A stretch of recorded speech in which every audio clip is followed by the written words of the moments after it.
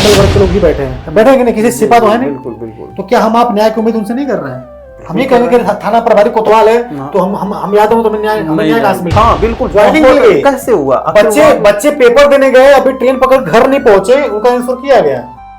8 साल निकल चुके हैं। इससे ज्यादा देर करने का मतलब है खुद आप लोगों को शर्म आनी चाहिए, सरकार में बैठे हुए पदाधिकारियों को। लाठीचार्ज हम लोग के ऊपर हुई थी, एक बना कह रहे कि ऐसे आप लाठी खाए, आपको कैसा लग रहा था? कई कोचिंग उनकी कोचिंगों में ताला लग गया, उनके मुकदमा लिखवा दिया गया।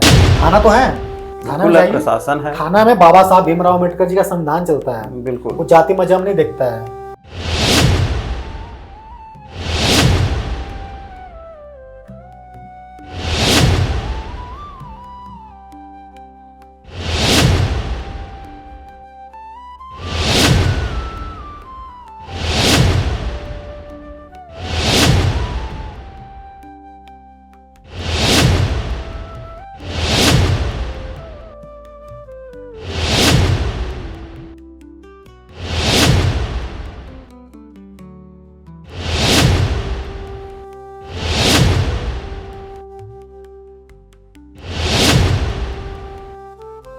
नमस्कार दोस्तों, कैसे हैं आप सभी? स्वागत है आपका आज के इस पॉडकास्ट में। आज हमारे साथ जुड़े हुए हैं शिक्षा जगत के एक क्रांतिकारी, जिन्होंने इतनी मेहनत की है शिक्षा भर्तियों के लिए, विद्यार्थियों के हित के लिए। इनकी विशेष बातें इन्हीं से सुनेंगे। ये हैं विशु यादव जी। विशु जी, आप अपने बारे में बताइए, और आपने इतनी मेहनत की है, उन सारी विषयों पे हम एक एक चर्चा करेंगे। पहले आप अपने बारे में बताइए कि आपने शुरुआत कहाँ से की और आपका परिचय क्या है? मेरा नाम विशु यादव है और मैं गाजीपुर का रहने वाला हूँ, अभय के जिले का। बिल्कुल। और हमने जब नई शिक्षक भर्ती नहीं आई तो हमने एक संगठन बनाया, डीएलएड संघ प्रशिक्षण मोर्चा जी, जिसमें मैं प्रदेश उपाध्यक्ष के पद पे हूँ। और हम लोग का काम होता है कि डीएलएड छात्रों के साथ कहीं भी अन्याय होता है और कहीं ना कहीं आज उसी की बदौलत आप में पहचान पा रहे हैं। ठीक है, तो हम लोगों ने संगठन बनाया और आज देखिए कि लगातार नई शिक्षक भर्ती की मांग हो रही है 8 सालों से, लेकिन सफलता नहीं मिली है। अच्छा, लास्ट भर्ती कब आई थी आप लोगों? 2018 में। 2018 के बाद आज 2026 में हम लोग रिकॉर्ड कर रहे हैं इस वीडियो को, वो भी फरवरी महीने में, और अभी तक भर्ती नहीं है। तो बच्चों का जो एज है, अगर वो निकल जाती है तो उसका क्या कर रहे हैं? ओवरएज बच्चे हैं, तो इसमें हमारा आपका क्या गुना है? देखिए, कहीं ना कहीं इन सब चीज़ों में छात्र भी गुनहगार हैं। मैं बताना चाहूँगा प्रकाश जी आपको कि 2021 में आंदोलन चल रहा था और उस समय एक लड़का हमारे साथ अनुरोध धरने में बैठता था। वो बोलता था कि विशु भैया भर्ती नहीं आएगी तो हमारी बहन का शादी कैसे होगा, रोता था हमारे साथ में। जब धरना बीत गया, वही लड़का कहता था कि मैं सरकार को वोट नहीं दूंगा। लेकिन जब धरना बीत गया तो घर जाके जानते क्या बोल रहा है? जो राम को लाए हम उनको लाएंगे, हिंदू मुस्लिम, मतलब उसकी सोसाइटी देख के कि मतलब जो लड़का हमारे साथ में आंदोलन किया है, उसके सर पे यहाँ पे लाठी भी पुलिस मार के फट गया था। जब ऐसे यूथ नहीं समझ रहे हैं चीजों को, 1-2 साल नहीं 8 साल से भर्ती ना आना बहुत बड़ी बात है भाई, बहुत बड़ी ओवरेज हो जाएंगे आप। अगर इस साल भी भर्ती नहीं आती है तो अगले साल चुनाव है, फिर तो हम उम्मीद नहीं करेंगे। अच्छा, ये भर्ती जो 2018 से आप बता रहे नहीं आई है, और इतने बच्चे हर साल निकल रहे हैं, सीटेट टेट क्वालिफाई कर रहे हैं, तो कितने की संख्या हो गई होगी? अप्रोक्सीमेटली कितने बच्चे होंगे जो इस 15 लाख से ज्यादा? 15 लाख से ज्यादा। और ये सीटेट जो हो रहा है इसको आप देख लेंगे तो कम से कम 20 लाख पहुंच जाएंगे। 20 लाख बच्चे बैठ के इंतजार कर रहे हैं कि भर्ती आए, प्राइमरी की। तो प्राइमरी में 20 लाख बच्चों का भविष्य 8 सालों से पूरी तरह से स्थगित है, रुका हुआ है। और कोई खोज खबर कोई लेने वाला नहीं है, सिर्फ विशु यादव को छोड़ करके। ये लगे रहते हैं, ये हमेशा मैंने देखा है, बहुत सारा वीडियोस देखा है, हमेशा धरना प्रदर्शन में लगे रहते हैं, सरकार तक विज्ञापन लेके जाते रहते हैं, मगर कोई अभी तक मुझे लगता है कि कहीं कोई सुनवाई नहीं हुई है। देखिए, शिक्षा मंत्री जी जो है संदीप सिंह जी, वो भी हम लोगों से मिलना नहीं चाहते। मुख्यमंत्री योगी जी वो भी कटते ही रहते हैं, मिलना नहीं चाहते। पता नहीं क्या उनको मुख्यमंत्री योगी जी को पुलिस भर्ती से बहुत प्रेम है। आप देख रहे हो पुलिस भर्ती कंटिन्यू आती जा रही है, लेकिन जो आ रही है उसको हम लोग स्वीकार कर रहे हैं। लेकिन शिक्षा विभाग से उन्हें क्या नफरत है कि वो मतलब इतनी हम लोग आंदोलन किए 7 साल 8 साल, बहुत बड़ा दिन होता है, बहुत लंबा समय होता है। कह रहे हैं कि एक बार हम लोग के जो टीम है, एक बार मीटिंगें कर लेते, हाँ, ये आश्वासन देते बच्चों को। लेकिन 8 साल से भर्ती न देना, ऊपर से आप देखिए कि नया शिक्षा सेवा चयन आयोग बना, ठीक है, इसके अध्यक्ष है कीर्ति पांडे मैम, वो टीम नए अध्यक्ष आए हुए हैं। तो इन्होंने एक वादा किया है कि भाई टेट बाद भर्ती देने के लिए, लेकिन जब तक विज्ञापन जारी ना हो जाए, ना हमें आप भरोसा होगा, ना आपको भरोसा होगा, ना जो आपकी पब्लिक देख रही है किसी को भरोसा नहीं होगा क्योंकि कई बार ये सब चीजें हो चुकी हैं, पेपरों में भर्ती आ चुकी हैं। भरोसा तभी होगा जब विज्ञापन आ जाएगा। विज्ञापन आएगा। अभी कुछ दिन पहले हमको लगता है 6-7 महीने पहले भी एक बार ये हुआ था कि भर्ती आ रही ऐसा कुछ। अरे वो 8 साल से आ रही है, जब भी चुनाव होने को होता है तो मतलब पेपरों में भर्ती आने लग जाती है कि हाँ चुनाव के बाद भर्ती आएगी, चुनाव से पहले भर्ती आएगी, लेकिन भर्ती अभी तक आई नहीं। इतनी बड़ी समस्या और इतने बड़े ग्रुप के और बच्चों के जीवन का सवाल है। 8 साल निकाल दिए और एक भी भर्ती नहीं आई। तो क्या शिक्षकों की जरूरत नहीं है समाज को? समाज में शिक्षा की जरूरत है। आप मेरे साथ चलिए, ही बगल में आप हैं ना, सरकारी स्कूल में जाकर देखिए क्या टीचरों की कमी वाकई में नहीं है। बिल्कुल वही कह रहा हूँ कि अगर समाज को शिक्षा की जरूरत है तो शिक्षक की जरूरत है। है। और अगर शिक्षक की जरूरत है तो भर्ती क्यों नहीं आ रही है, ये सवाल तो बनता है। 8 साल से क्या हर साल 10-15 हजार टीचर रिटायर होते होंगे। बिल्कुल। अगर इन लोगों का आंकड़ा जोड़ लिया जाए तो 1 लाख प्लस तो यही हो गए। 1 लाख प्लस हो गए। आखिर में ये लोग जानते हैं, मतलब कि जैसे किसी दुकान पे आप गए, दुकान पे आप तभी जाते हैं जब सामान भरा रहता है। अब ये थोड़ी कहेंगे कि सामान, जैसे भाई अगर कोई गार्जियन है देखेगा कि इस स्कूल में टीचर है पर्याप्त, तभी तो अपने बच्चों को भेजेगा। बिल्कुल भेजेगा। जब सरकार क्या चाह रही है? सरकार ये चाह रही है कि पहले आप संख्या दीजिए, तब उस हिसाब से अनुपात समानुपात में टीचर देंगे। जैसे हमारे यहाँ क्षेत्र में आपने रमेश सर का नाम सुना होगा। सुना है। रमेश सर, हम लोग जब छोटे थे पढ़ते थे, जिस भी स्कूल में उनका ट्रांसफर हो जाता था बच्चे वहां भर जाते थे। बच्चों को देख करके उनका ट्रांसफर नहीं होता था, जहां बच्चे नहीं होते थे वहां ट्रांसफर होता था और बच्चे चले जाते थे। तो जब शिक्षक रहेंगे, योग्य रहेंगे, तो बच्चे अपने आप आएंगे। सही बात है। बच्चों की संख्या बढ़ेगी। अब आपका ये अगर दायरा है कि जहां बच्चे बहुत ज्यादा होंगे तब शिक्षक की भर्ती लाएंगे, तो बच्चों को लाएगा कौन? भेजेगा कौन? कोई गार्जियन नहीं भेजेगा। बच्चों को लाने की जिम्मेदारी। प्राइवेट स्कूलों में टीचर हैं, सुविधाएं हैं, तब तो गार्जियन बच्चों को ले जा रहा है। बिल्कुल। मैं कह रहा हूँ कि एक नियम सरकार ला दे कि जो डीएम है, गाजीपुर का डीएम है या फिर कहीं का डीएम, डीओएस, बीएससी, सभी अधिकारी जो हैं उनके बच्चों को सरकारी स्कूल में अनिवार्य रूप से पढ़ना सुनिश्चित हो जाए। आप देखिएगा कि ये जो आरोप लगते हैं कि सरकारी टीचर पढ़ाते नहीं है, आरोप लगना बंद हो जाएगा। अच्छा एक बात बताइए, मान लीजिए कि ये जो सरकारी टीचर हैं तो उनके पास डिग्री ज्यादा है, सारी क्वालिटीज हैं। प्राइमरी, मैं कह रहा हूँ कि जो प्राइवेट स्कूलों में पढ़ा रहे हैं, क्या कौन सी डिग्री ली है? हाई स्कूल इंटर वो भी नहीं है। हाई स्कूल इंटर पढ़ करके जा करके बच्चे पढ़ा रहे हैं, इंटर क्वालिफाई होंगे, ज्यादा से ज्यादा ग्रेजुएशन किए होंगे, वो जा करके पढ़ा रहे हैं प्राइवेट स्कूलों में। यहाँ शिक्षक क्या कर रहा है? पहले तो बीएड है या बीटीसी होगा, प्राइमरी में होगा वो बीटीसी होगा, बीटीसी के बाद सीटेट होगा, सीटेट होगा, और उसके बाद सुपरटेट क्वालिफाई करके टीचर बनेगा। Well trained, well maintain teacher मिल रहे हैं सरकारी विभाग को। और जानते हैं दूसरी चीज कि टीचरों को इतना काम सौंप दिया गया कि एक पढ़ाने वाला शिक्षक भी, मुझसे भी एक हमारे बाजार के सरकारी टीचर उन्नतर शिक्षक भर्ती में चयनित हुए थे, वे बोले विशु शुरुआत के 2-3 साल तो हम लोग खूब मन से पढ़ाया, लेकिन ये सरकार इतना हम लोग को काम सौंप देती है ना कि मतलब ये वाला फॉर्म भरो, ये वाला ऑनलाइन, इतना मतलब व्यस्त कर दिए। जो भी काम है पक जाता है। ऊपर से साढ़ हाँकने की जिम्मेदारी सरकारी मास्टर, बताइए, चुनाव कराने की जिम्मेदारी सरकारी, कोई भी ऐसा काम जो हो कि जो करना हो सारा काम सरकारी मास्टरों को दे दिया गया, पढ़ाई को छोड़ करके। अब उसी में इंसान क्या होता है ना कि डाइवर्ट हो जाता है। शिक्षक को अगर एक दिन आराम मिल जाएगा तो सोचेगा चलो काम चल ही रहा है ना, सरकार जो चाह रही वही हो रहा है। तो ये ऊपर से इतने लेटर आ रहे हैं, वाकई में मैं देखा हूँ कई टीचर जुड़े हुए, यूपी के टीचर जुड़े हुए हैं, इतने उनसे फॉर्म भरवाने वाला काम ऑनलाइन, ये पोर्टल, जेम पोर्टल, ये 72 काम होते हैं कि पागल हो जाता है टीचर। मतलब हमारी जो पारंपरिक संस्कृति रही है, उस संस्कृति में भी शिक्षक अगर किसी राज्य में रहता था तो उसको सिर्फ शिक्षा देने का कार्य था। वो टीचर सिर्फ बच्चों को शिक्षा देने का काम करता था। और आज के समय में एक शिक्षक के ऊपर इतनी परेशानियां डाल दी जाए कि पढ़ाना भूल जाए। लोग का ये ड्यूटी लगा है, जो टीचर घूम रहे हैं वो तो पढ़ा तो नहीं रहे होंगे। बिल्कुल नहीं, कहाँ से करेंगे? ये बीएलओ की ड्यूटी, ये सब ड्यूटी क्यों शिक्षकों से कराई जाती? शिक्षकों को सिर्फ और सिर्फ पढ़ाई के लिए छोड़ दिया जाए। पढ़ने पढ़ाने का काम उनका है, और अगर पढ़ने पढ़ाने का काम शिक्षकों का है तो उनसे दूसरा काम अगर आप कराएंगे तो पढ़ने पढ़ाने वाला सिस्टम तो बिगड़ेगा। उतना ही उम्मीद करिए जितना कि आप दे रहे हो समय उनको पढ़ाने के लिए।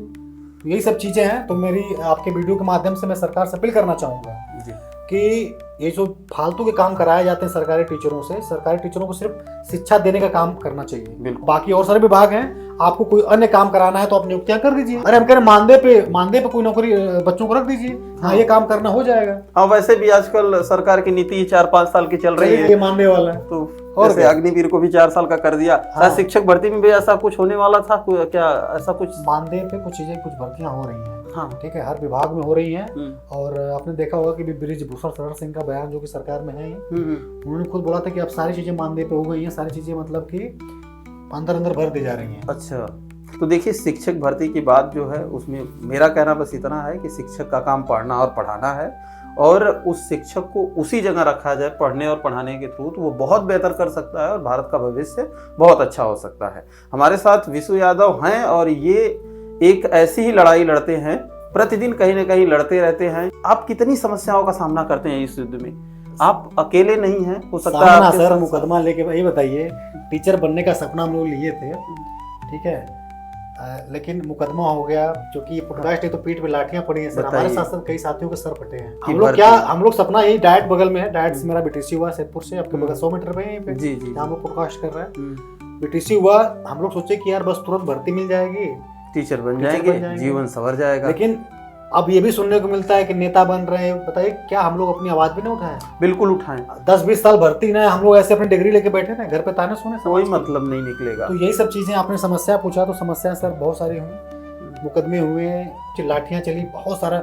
सड़कों बताइए कि सारी डिग्री ले करके अगर युवाओं को सड़कों पे बैठना पड़ रहा है, घसीटा जा रहा है सर, इतने मतलब बहुत सारी समस्याओं का सामना करना पड़ रहा है। बताइए, इतने मेरे रोंगटे खड़े हो जा रहे हैं इनकी बातें सुन करके कि एक व्यक्ति या एक जो स्टूडेंट हैं वो क्या कर रहे हैं कि शिक्षा को लेकर के मेहनत करके, पढ़ाई करके, सारे एग्जाम क्वालिफाई करने की हिम्मत रख के, और फिर भी लाठी और डंडों की मार सहनी पड़ रही है। आपके चैनल के माध्यम से एक बात कहना चाहता हूँ कि डीएलएड वालों से ज्यादा कोई ठगा नहीं गया। बीएड के साथ भी अन्याय हुआ। आपने देखा होगा कि बीएड के युवाओं को पहले शामिल किया गया वोट बैंक के तरीके से। मैं कह रहा हूँ कि उनको ये कहा गया ना कि आप इस डिग्री को लो तो आप प्राथमिक बैठ सकते हो, लेकिन उनको एक तरह से, भाई देखिए बीटीसी वाले उसके लिए लड़े, अलग बात है, लेकिन उनको बाहर किया गया, सरकार ने वकील नहीं किया, वो बाहर हुए, अन्याय उनके साथ हुआ, उनका 2 साल का समय गया, पैसा भी गया, अब फिर से वो बीटीसी की डिग्री ले रहे हैं। अब बीटीसी वाले डिग्री लेकर के 8 साल से भर्ती का वेट कर रहे हैं, भर्ती नहीं आ रही है। तो ये सबसे ज्यादा पीड़ा है सर। मैं बता दूं कि बहुत सारी लड़कियां हमसे जुड़ी हैं, बहनें हैं जो डीएलएड परिवार की, उन्होंने कहा कि भैया हम, हमारी माँ जो माता जी हैं, अपने गहने गिरवी रखा के हमें बीटीसी कराएं, इस उद्देश्य से कि हम टेट स्टेट पास हो जाएंगे, शिक्षक भर्ती आएगी तो नौकरी पा जाएंगे, शादी में दहेज नहीं देना पड़ेगा। लेकिन बताइए 8 साल से भर्ती नहीं आने के बाद वो जो सपना उन बहनों का था, उस सपने के साथ ही वो अपने ससुराल चलेंगे दहेज के साथ। फिर बाद में नौकरी मिलेगी भी उन बच्चियों को, उन बहनों को, क्या वो फिर वो खुशी रह जाएगी? नहीं रह जाएगी, खुशी की वो कल्पना की थी। ये है, तो ये सब सरकारें जो है कि दिल नहीं है उनके पास, उन लोगों के पास ममता नहीं है सब चीजों को समझने के लिए। हम लोगों ने अपने दर्द को बयां किया। हम लोगों के साथ लड़कियां 200-300 हमारी जो बहनें थी धरने में जाती थी। मैंने देखा है कई बार। लाठी चलती थी भैया, लाठी चलती थी तो हम लोगों को घेरा बना करके सुरक्षा करती थी। बताइए, तो यहाँ के हम लोग का रिश्ता भाई बहन का है, डीएलएड परिवार का रिश्ता है। हम लोग क्या उनके लिए कर पाए? दुख इस बात का है कि भर्ती नहीं आ पाई, तो कहने के प्रश्न चिन्ह हम लोगों के ऊपर उठ रहा है ना कि नेता उन लोगों ने हमें बनाया, ठीक है, लेकिन हम उनकी उम्मीदों पर खरा नहीं उतर पाए, फिर उनका बचा क्या? नहीं विशु जी, मैं इस बार आपको रोकना चाहूँगा। आपने बहुत मेहनत की और आप अपने ऊपर ये नहीं ले सकते हैं कि आपने मेहनत नहीं की। आपने अपनी पुरजोर मेहनत की। अब सरकार अगर नहीं ला सकती है तो आपके समर्थकों को भी ये सोचना चाहिए कि इस व्यक्ति ने हमारे लिए मेहनत की और बहुत मेहनत की। अब क्या करेगा आदमी? सरकार तो है नहीं कि भर्ती ला देगा, अपना विज्ञापन पहुंचाएगा, धरना करेगा। वो सारे हथकंडे आपने अपनाए जो आप कर सकते थे और अभी भी आप लगे हुए हैं। बात सही है, लेकिन कहीं ना कहीं अंतरात्मा ये होती है ना कि हम यार आखिर कुछ तो कमी है कि सफलता नहीं मिल पा रही। मैं गया था पूर्व मुख्यमंत्री अखिलेश यादव जी के यहाँ जी, ज्ञापन भी दे रहा हूँ, कह रहा हूँ ऐसे बोले कि कितना लड़ रहे हो, कितना बेइज्जत हो गए, ऐसे बोले कि इतना बेइज्जत हो रहे हो। जिस दिन हमारी सरकार बनेगी अपने यूथ से जाके कह दो डीएलएड वालों से कि पहले मीटिंग में साइन कर दूंगा। यार मैं ऐसे बोले कि मैं कितना भी मजबूत हो जाऊं, कितना भी घमंडी हो जाऊं सरकार में आने के बाद, लेकिन बच्चे अगर भर्ती के लिए धरना करेंगे, एक बार इग्नोर कर सकता हूँ लेकिन 8 साल इग्नोर नहीं कर सकता मैं उन सबको। बिल्कुल अखिलेश यादव जी के शब्द हैं, मैं ऑन मीडिया इस बात को बोलना चाहता हूँ। उन्होंने कहा कि तुम लोग यार जितना एक भर्ती के लिए आंदोलन किए उतना कोई नहीं कर सकता है। अभी तो हम लोग भर्ती में बैठे तक नहीं, भर्ती का मुंह कैसा होता है ये भी नहीं लोग देख पाए। अच्छा, आपने लगभग कितने आंदोलन किए होंगे, आप कुछ आंकड़ा याद है? 100 सर, 8 साल में मान के चलिए कुछ भी नहीं तो 100-150 से प्लस ही रहा होगा। 150 बार आंदोलन। और संख्या कितनी रही होगी हर बार? लखनऊ में आंदोलन होते तो 10-20-50 हजार से ज्यादा रहते थे। मतलब 10? लखनऊ में बहुत ज्यादा थे। लखनऊ में तो इको गार्डन भर गया था। आंदोलन बहुत व्यापक था और उस आंदोलन को पूरे देश प्रदेश ने देखा था, जो कि हम लोगों ने लखनऊ में किया, इलाहाबाद में किया। अब क्या है कि बच्चे थोड़े से नर्वस हो गए हैं। एक होता है ना कि एक सरकार से उम्मीद टूट गई है, वो चीजें हो गई हैं कि भाई आखिर में सरकार क्यों नहीं सुन रही है। जो वर्तमान शिक्षा मंत्री संदीप सिंह जी हैं, उनका कार्यकाल समाप्त होने वाला है। अरे 27 आने वाला चुनाव आने वाला है। तो कितने दुख की बात है कि वो अपने कार्यकाल में एक भर्ती नहीं करा पाए। बताइए, अपने पूरे पात्रता परीक्षा कराने जा रहे हैं, वो भी जुलाई में। साल भर बाद का समय लिए हैं, बताइए। एक साल का समय सर माननी चाहिए इस गवर्नमेंट को कि पात्रता परीक्षा लेने के लिए। तो बिहार में आपने देखा होगा कि बीपीएससी के टीचर की भर्ती आई थी, 2 महीने में नियुक्ति पत्र हो गए, बट गया। हाँ बिल्कुल, ज्वाइनिंग मिल गई। कैसे हुआ? बच्चे पेपर देने गए, अभी ट्रेन पकड़ घर नहीं पहुंचे, उनका आंसर किया गया। बताइए, अभी आंसर के मिला रहे हैं, तब तक भैया अरे फलाने दिन रिजल्ट आने वाला है। रिजल्ट आ गया, रिजल्ट के वापस तो सरकारें चाहें तो 10 दिन में बहुत कुछ हो सकता है। बहुत कुछ हो सकता है। बिहार जैसे प्रदेश ने, जिसको पूरे देश के लोग मजाक बनाते थे कि अरे बिहार है, वो है। आज देखिए कि पूरे यूपी को नौकरी दे दिया, इतने लोगों का मान सम्मान बढ़ा दिया। तो एक बार मैं बिहार सरकार को धन्यवाद देना चाहूंगा, चाहे उस समय बिहार के मुख्यमंत्री नीतीश कुमार जी रहे हों, चाहे उप मुख्यमंत्री तेजस्वी यादव जी। इन दोनों लोगों की जोड़ी ने उस समय जो काम किया, यूपी के लाखों युवाओं का भविष्य उन्होंने उज्जवल करने का काम किया है, सम्मान देने का काम किया है। और उस उत्तर प्रदेश की गवर्नमेंट से हमें आशा नहीं, बहुत उम्मीद है कि यूपी टेट के बाद, अभी तो सीटेट का पेपर चल रहा है, सीटेट का पेपर देने के बाद हम सरकार से उम्मीद कर रहे हैं कि कैलेंडर ही जारी कर दो, बच्चे लग जाएं।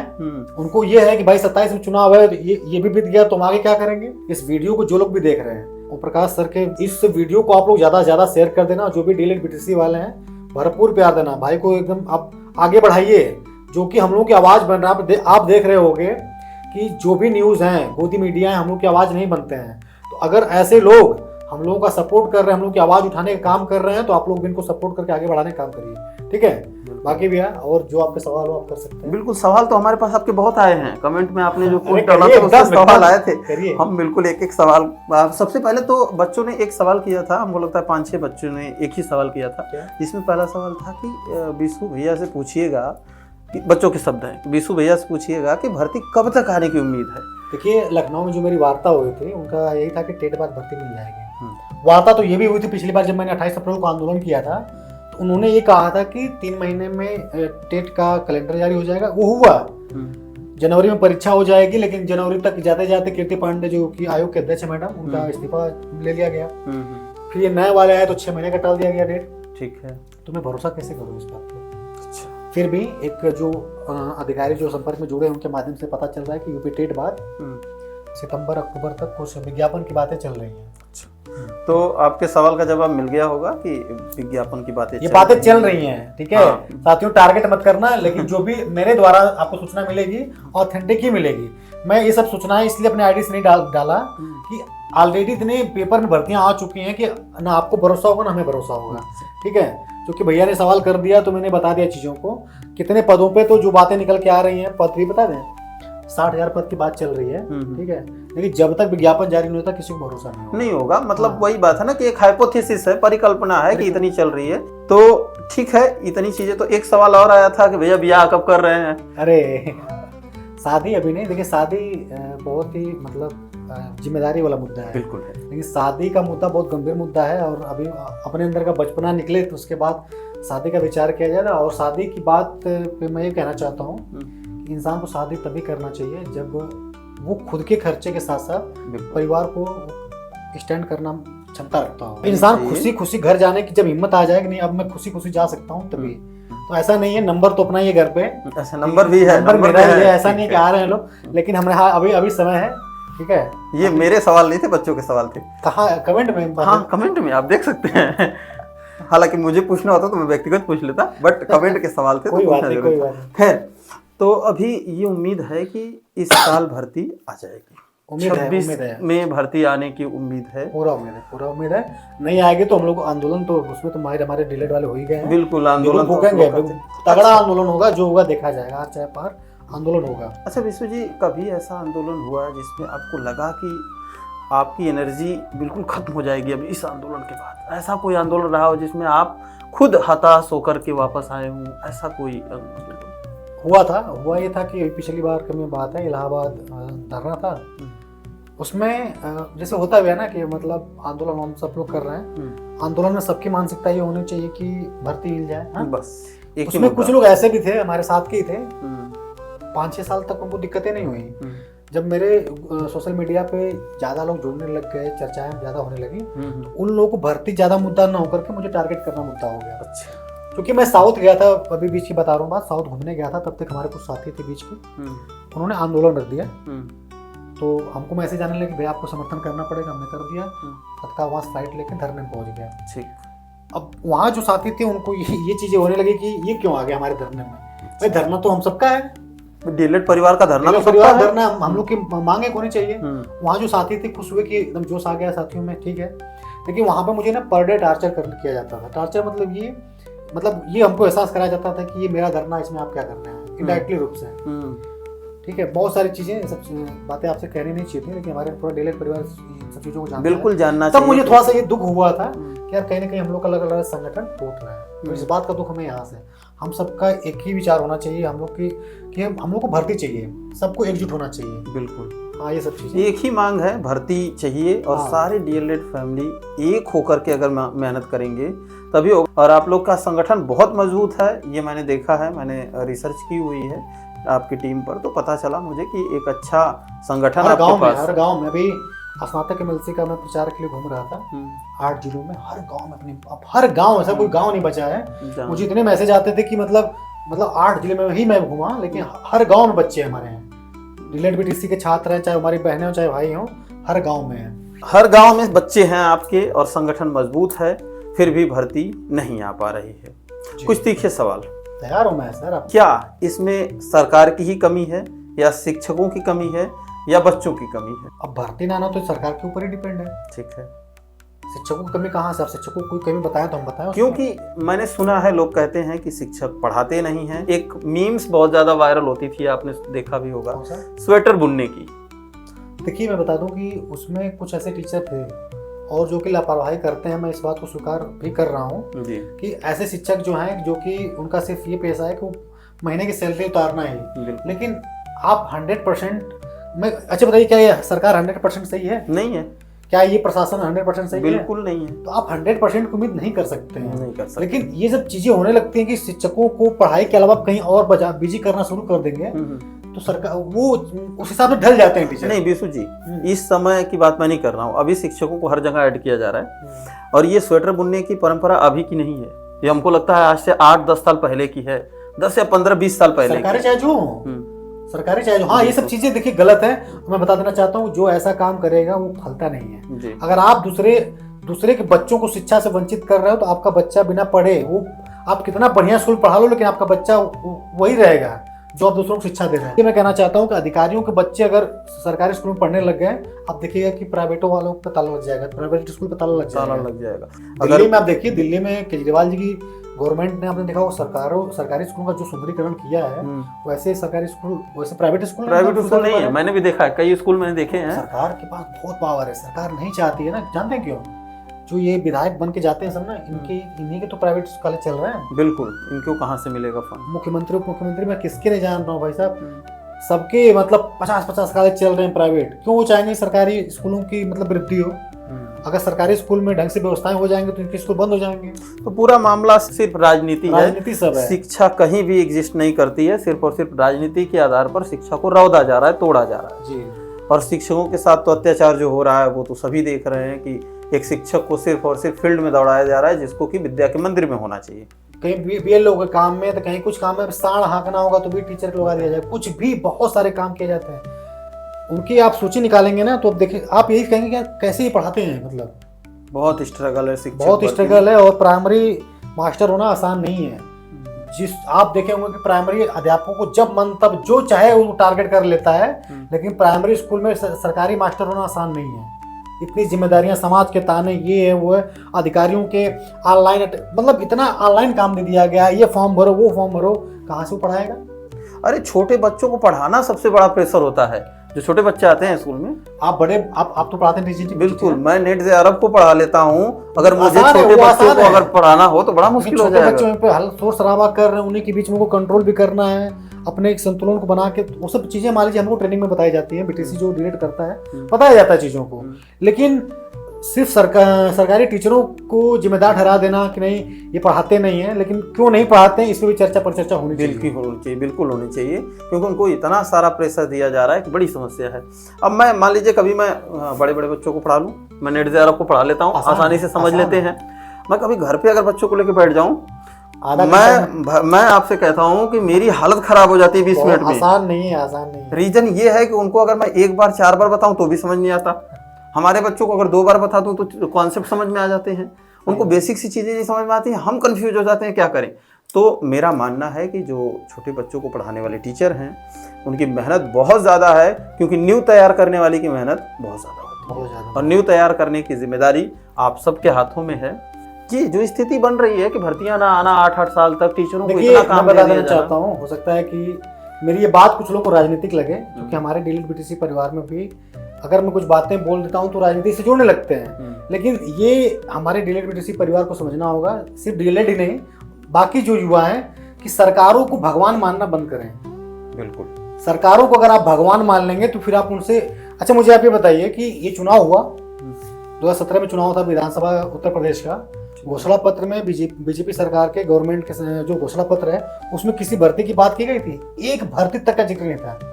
हम कभी झूठा भी वादा कर देते कि हम इतनी भर्ती देते, वो उसमें तो माहिर है, हाँ वादा ही कर देते। जब वो अपने घोषणा पत्र में किसी भर्ती का जिक्र नहीं किए तो चुनाव जीतने के बाद हम लोग किस मौसम से भर्ती मांगे? मुझे आप ये बताइए। तो यूथ को सरकारों को भगवान नहीं मानना चाहिए। अगर ये सरकार हमारे हित में काम नहीं कर रही है, ये हमारे हित में काम नहीं कर रही है, तो अपने वोट बैंक का ताकत दिखाना चाहिए, परिवर्तित करते रहना चाहिए, अगर ये गवर्नमेंट हमारे बेरोजगारी के लिए नहीं चिंता कर रही है, हमारी नौकरी की चिंता नहीं कर रही है, जब हम लोग आंदोलन करने जाते हैं तो हमारे साथ हर जाति मजहब के युवा होते हैं। बिल्कुल होते हैं। हम भी हिंदू हैं, आप पॉडकास्ट कर रहे हैं, आप भी हिंदू हैं, लेकिन हम जब भर्ती मांगने जाते हैं तो हम हिंदू क्यों नहीं रहते? हमारी समस्याएं क्यों नहीं सुनी जाती है? विचार इस पे आप लोगों को करना होगा साथियों, कि हम आप हिंदू हैं, कब तक हिंदू हैं? जब हमें वोट देने जाना होता है। लेकिन जब हम भर्ती मांगने जाते हैं तो हम इन्हीं हिंदुओं पे लाठियां क्यों चलती हैं? इस पे विचार आपको करना चाहिए। पुलिस प्रशासन साथ देती है, लेकिन भाई गवर्नमेंट का आदेश होता है तभी वो लोग वैसा काम करते हैं। तो सीधा मामला है कि जितना जल्दी हो सके अगर भर्ती आ जाए तो बहुत अच्छा होगा 20 लाख युवाओं के लिए।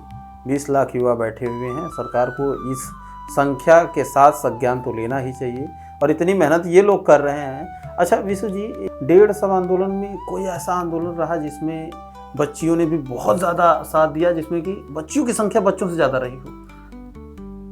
नहीं, ऐसा तो नहीं हुआ। ऐसा नहीं रहा ना? यही तो है कि हमारी जो डीलिट परिवार की बहनें हैं, आप अभी कोचिंग चले जाए, आप ही कोचिंग में या फिर कहीं भी, तो अगर 200 सीट है तो उसमें 100 से ज्यादा लड़कियां पाएंगे। बिल्कुल, और बाकी लड़के, ठीक है। लेकिन जब धरना होता है तो पूरी यूपी का मिला करके 200-300 ही आती हैं। फिर भी उन लोगों में इतनी ताकत है कि कितना भी बड़ा आंदोलन, अगर 100 हमारी बहनें दमदारी से खड़ी होंगी, 50 भी खड़ी होंगे, तो हम लोग की ताकत हो जाती है। बिल्कुल बिल्कुल। लखनऊ में जब लाठियां चल रही थी, हम लोग की बहनों ने से घेर लिया था, घेरा बना करके एक पुलिस, मतलब कि जो लाठी चला रहा था उसकी लाठी पकड़ के फेंक दिया। उन लोगों में बहुत ताकत होती है। बिल्कुल होती है। हम लोग अगर 10,000 भी हैं, अगर वो हमारी बहनें 20-50 भी दमदारी तरीके से आ गई तो वो भारी पड़ती हैं। और गवर्नमेंट और मीडिया के लोगों को दिखाने का भी प्रयास करते हैं कि हाँ देखिए यहाँ पे छात्राएं उतरी हैं, छात्राएं भी, तो भाई हाँ मीडिया कवरेज भी करता है चीजों को, ठीक है। तो छात्राओं का सपोर्ट रहा है, लेकिन जो उनकी संख्या है उतना नहीं रहा है। ये लोग मतलब कोचिंगों में ज्यादा दिखती हैं। कोचिंगों में, हाँ आप देखिए इलाहाबाद चले जाइए, बहुत सारी पूरे एकदम कोचिंग भर देंगी। लेकिन जब धरना होता है तो ये लोग सोशल मीडिया पे ज्यादा देखती हैं कि हाँ धरना चल रहा है, कमेंट में ही उल्टा पुल्टा, तुम ऐसे कर रहे हो, तुम पिटा रहे थे लेकिन तुमको इधर भागना चाहिए था। समझ रहे हैं? अच्छा। हाँ, अभी बहुत सारी चीजें होती भाई। अभी जब लाठीचार्ज हम लोग के ऊपर हुई तो एक बना करे कि ऐसे आप लाठी खाएं, आपको कैसा लग रहा था? हमने कहा क्या इस पे बोलूं मैं? तो ठीक है, अपना डीलर परिवार है, लेकिन फिर भी सरकारों को सुनना चाहिए। बिल्कुल सुनना चाहिए, बच्चों की बात सरकारों तक पहुंचनी चाहिए, और सरकारों को बहुत ही ईमानदारी से भर्ती प्रक्रिया ला देनी चाहिए, क्योंकि अब बहुत देर हो चुकी है। 8 साल निकल चुके हैं। इससे ज्यादा देर करने का मतलब है कि खुद आप लोगों को शर्म आनी चाहिए, सरकार में बैठे हुए पदाधिकारियों को। बिल्कुल आनी चाहिए। शिक्षा मंत्री 1 साल में पद मुक्त हो जाएंगे, बताइए आने वाले पीढ़ियों को क्या मुंह दिखाएंगे कि एक भर्ती नहीं करा पाया। एक भर्ती नहीं करा पाया। अच्छा, अभी यूजीसी का एक मुद्दा आया था, उस पर क्या विचार है आपके?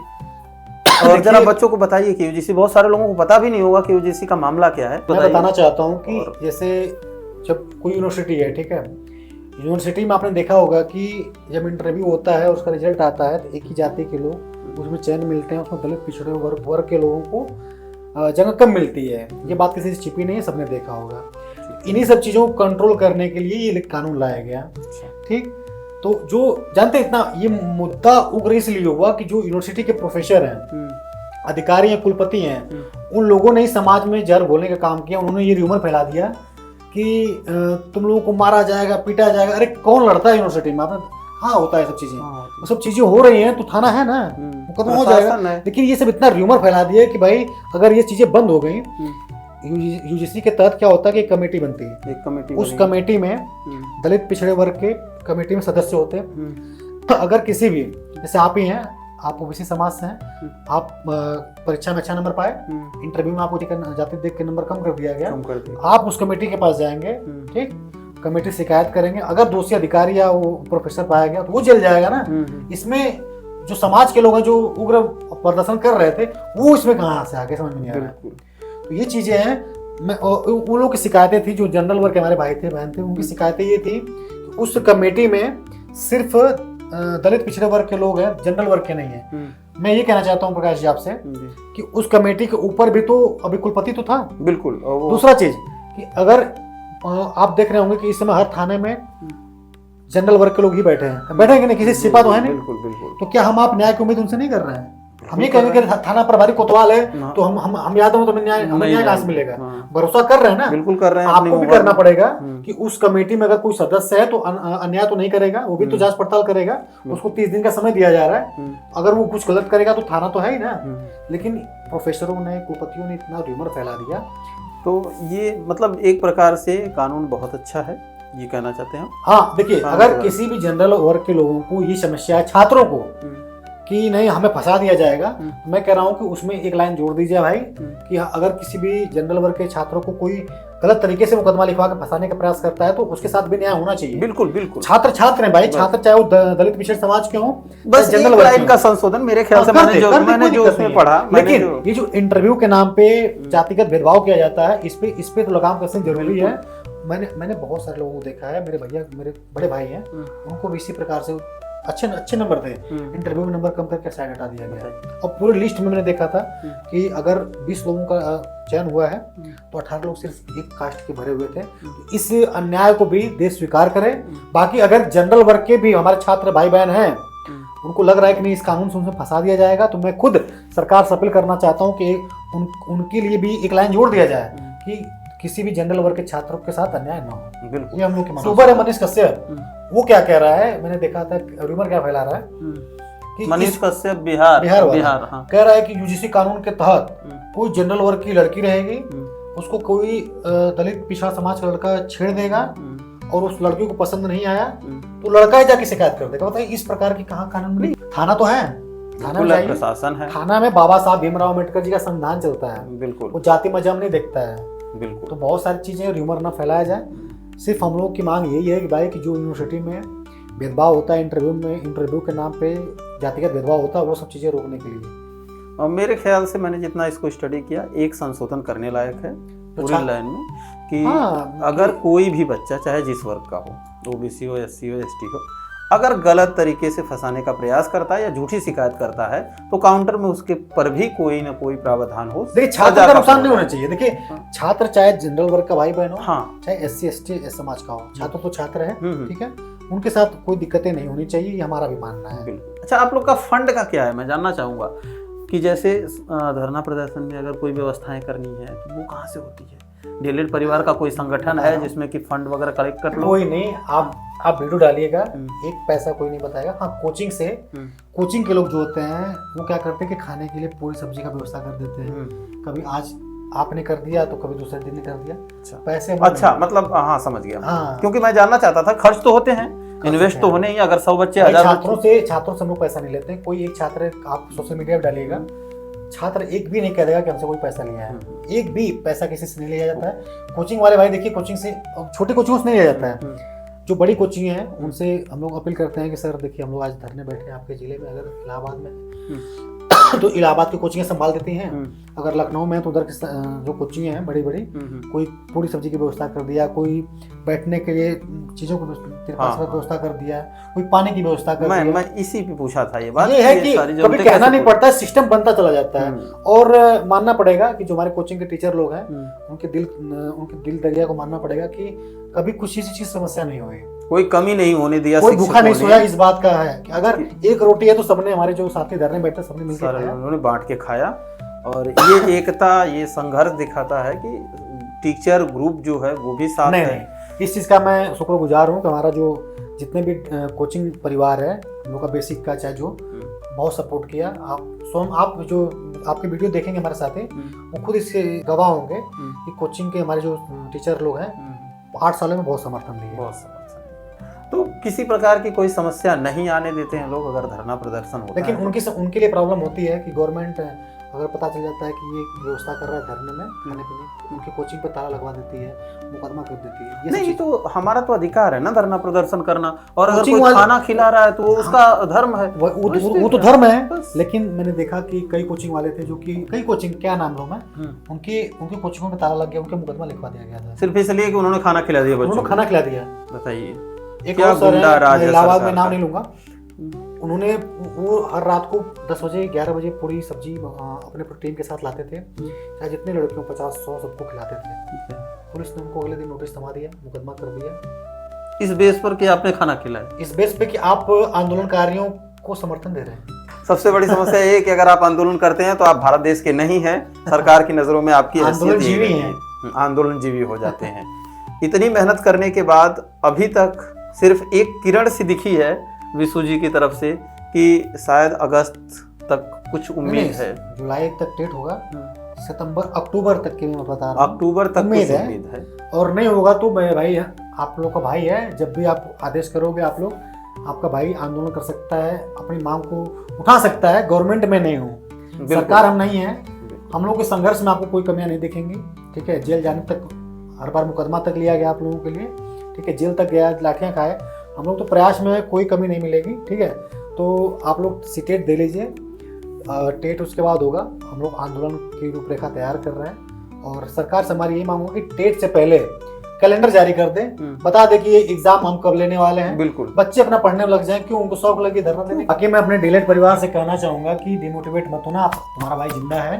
ठीक है, इस साल भर्ती लाने के लिए सरकार को झुकाने का पूरा एकदम प्रयास करूंगा, रूपरेखा तैयार है। आंदोलन होगा तो दमदारी से होगा। ठीक है, उसके लिए फिर चाहे जो हो, जेल जाना पड़े चाहे जो, लेकिन बस इस वीडियो को आप लोग पूरे यूपी में फैला देना। ठीक है, ताकि घर घर तक बीटीसी युवाओं तक ये आवाज पहुंच जाए कि आंदोलन होगा तो सबको पहुंचना है। इसलिए गांव स्तर के जो लोग भी आप कोचिंग के लोग हैं, सर लोग हैं, इन लोगों के माध्यम से, जो भी बड़े भाई हैं, इन लोगों के माध्यम से गांव तक के बूथ स्तर पे, मैं जैसे बूथ स्तर पे वोट होता है, बिल्कुल बिल्कुल, मैं बूथ स्तर पे आंदोलन के लिए छात्रों को तैयार कर रहा हूँ।